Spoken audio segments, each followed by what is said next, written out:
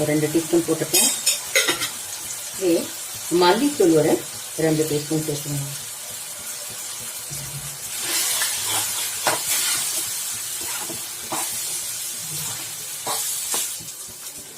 இந்த புளி ஊற வச்சிருந்தோம்ல வியூவர்ஸ், அந்த புளியை வடிகட்டி ஊற்றிக்கணும். இதில்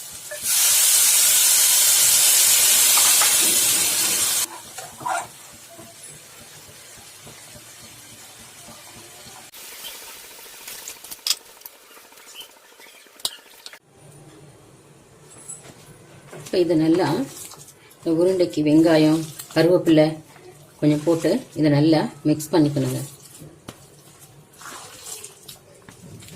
மிக்ஸ் பண்ணிவிட்டு சின்ன சின்ன உருண்டையாக வச்சுட்டு நம்ம எண்ணெயில் போட்டு ஒரு ஹாஃப் பாயில் பண்ணி எடுக்கணுங்க. பாருங்கள், இப்போ அரைச்சதை உருண்டை